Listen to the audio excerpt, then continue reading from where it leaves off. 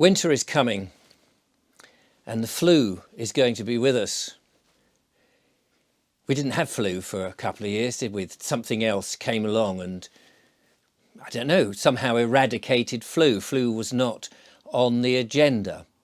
And it's made me think, you keep hearing in the news, in the mainstream media and on the newspapers and everywhere really, how long it takes for an ambulance to come and pick you up these days. It used to be within 8 minutes. It seems to be you're lucky if you get it within 8 hours. Don't quote me on that. We hear that there's huge waiting for operations thanks to recent events, that the waiting list is absolutely extremely long. And there are hundreds and thousands of people waiting and being changed. We hear also that nurses are going on strike. Well, everybody's going on strike at the moment. And so with all of this and with winter and people becoming more ill over winter, as is the normal case all the time, and with the prospect of flu, and as it seems to be a very cold winter is coming, so I saw in the news recently, that would mean that probably people are going to be getting cold in their houses. We have a cost of living crisis. Fuel prices are high. People are unsure about whether to eat or to heat.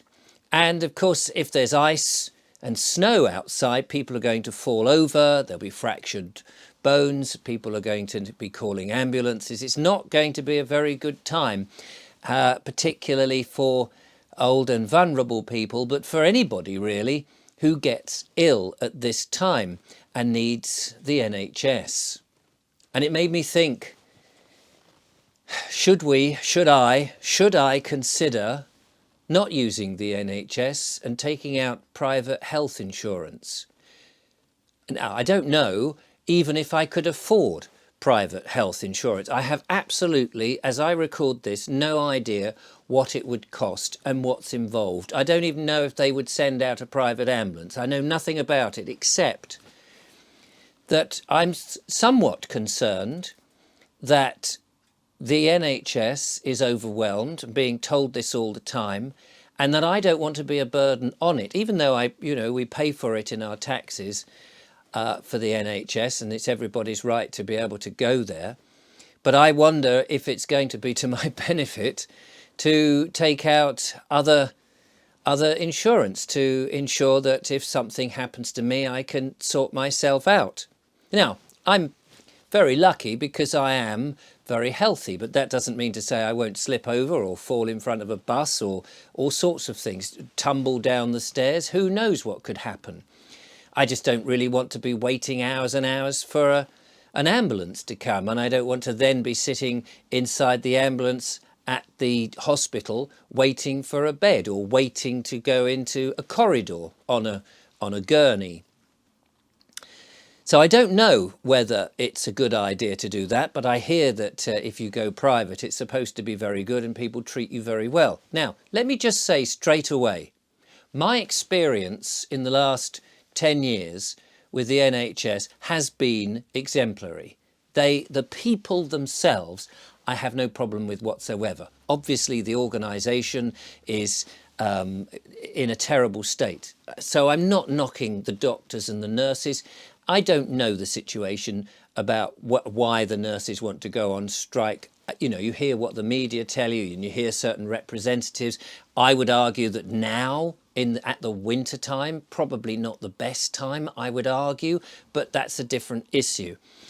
As far as going on strike is concerned, my experience with the NHS has been brilliant. Two harrowing experiences, really. One about 10 years ago, just under 10 years ago, when my son collapsed in the kitchen here with a brain hemorrhage. I didn't know it was a brain hemorrhage. He was extremely hot. He was sweating profusely. An ambulance came. They didn't know what to do. They thought it was some viral infection. They suggested he went to bed, and then a paramedic turned up and said, no, that's not a viral infection. We've got to get him to hospital. He went to hospital, had a head scan, discovered he was having a bleeding head. It was life or death, and they took him to up the road to Haywards Heath, to the neurological centre, whatever it's called, and they dealt with it. And then that was, I mean, you cannot imagine. He was 18 and he went through this trauma. In the end, a year after that, he had to have a brain operation, and they cut open his head.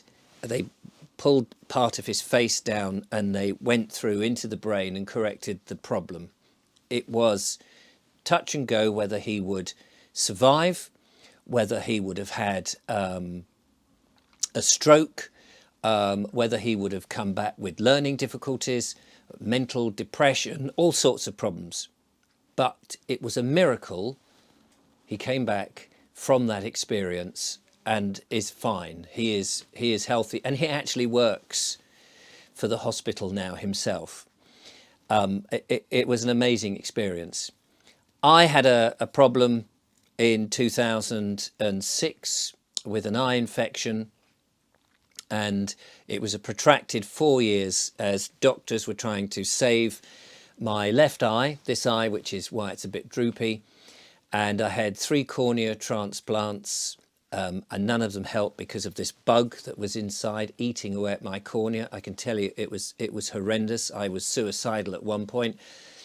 And then eventually I had to have the eye removed, and I wear a prosthesis in this eye. And since having that, I've never looked back. Excuse the pun. It's the only joke I've got. So they were exemplary with me. And when I hear other people, they tell me how marvellous it was. But not everybody has that story. And during the pandemic, we hear how atrociously people were treated, how terrible the government was, and the NHS as a body, not the people. I just want to reiterate, not the people. And it just puts you on edge, doesn't it? It just gets you slightly worried. As I say, I don't know if I could afford to do a private health insurance scheme. But let's face it, if you want to go and see a doctor at the moment, there's the mad rush at 8:30 to ring in with everybody else, which is, it's a roulette game, whether you get through or not. And you keep having to do this. You can't get to see the GP. You can't just go in and make an appointment because it's weeks or months since you can actually see them, and you think this is just not acceptable. Or, of course, it seems to me the best way would be to get on a ferry, go over to France, buy a rubber dinghy, throw away all your documentation, your passport and your phone, row back over, walk up and let Border Force take you and put you up in a plush hotel where I understand you can get to see a doctor 2 times a week. But nobody really wants to do that because you may well pick up a bit of diphtheria or polio or scarlet fever or any of these things that we thought we had eradicated in this country, which apparently you can now catch. So it's probably not a good idea to do that. So we're I don't know, we're in a very strange and weird situation at the moment with the pressures that this one-time wonderful institution that is cracking at the seams with bureaucracy, with government policies, and yet what do? Is it a service if you can afford to go private, so you're allowing more space for those that can't? I don't know. I haven't, as I say, I haven't seen the cost of it. I don't know what it would cost. It's probably more than I make. You might think because I dress the way I dress, and somebody said to me on a comment on the video, said, "Oh, Richard, you're not short of some money. Look at that big chair you're sitting next to." And the shirt that I was wearing, he said it was something or other. And I did have to say in the comment, actually, the shirt was £4.50 from a charity shop, and this chair was given to me by a mate, and it was about 30 quid from another charity shop. So the visuals can be perceptive. I've obviously set my camera up so I get the best vantage in my house. But yes, I don't know how rich you have to be to do that. And it's a quandary. But as more and more people are going to be needing the NHS, one wonders what the service is going to be like. So should I turn my back and get private insurance? I don't know. Have you done it? What's the experience like? I would be fascinated to know. Thanks for watching.